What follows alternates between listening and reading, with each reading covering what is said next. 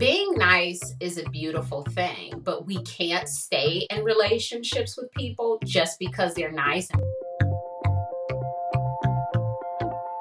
Hi, I'm Nedra Tawwab, and in this episode of A Little Bit Better, we will be talking about questions to ask people early in the dating process. I believe that early in the dating process is when you really get to figure out who this person is, and asking some very on-point questions can really help you discern if this is a relationship you get to continue. One of my favorite questions to ask is, what is your love language? And if the person does not know what their love language is, it's a really quick quiz that you two can take online. And it's a really good way to communicate what your needs are. And it's really helpful to know if this is someone who's compatible with your love language. If they are not, it's not a complete deal breaker, but it certainly is an important conversation to have.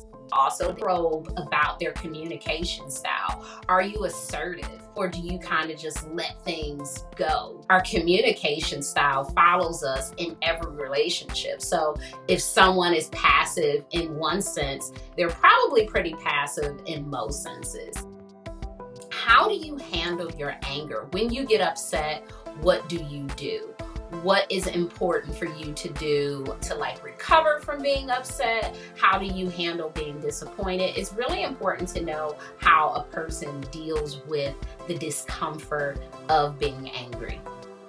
Another really wonderful question is, do you have any hobbies? You want to make sure you're dating someone who has a life outside of you, because it's so healthy to have an individual life, a couple life, a family life, work life. So what does that person like to do for fun? Can they maintain spending time with themselves or spending time with friends? That's a really important thing to know. Also, asking someone, what are your pet peeves? What if the person says people always being late? And it's like, oh my gosh, I'm always late. So just asking, what sort of things get under your skin?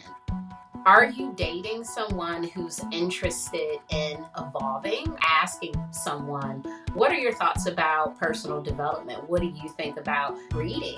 Are you open to therapy? In many cases, the goal is to have a long-term relationship. And if you are building a life with someone, you want them to have similarities in terms of their personal development. When we're dating new people, we have all of these anxieties running through your head. And so asking a really important question is not top of mind, but it's important once you get past that point that you start to get to the really thick of it. And I think when someone is asking anything, we can go deeper than we typically do. It's important at any point in a relationship to take stock of who a person is and where they are mentally. And we do that by asking and not assuming.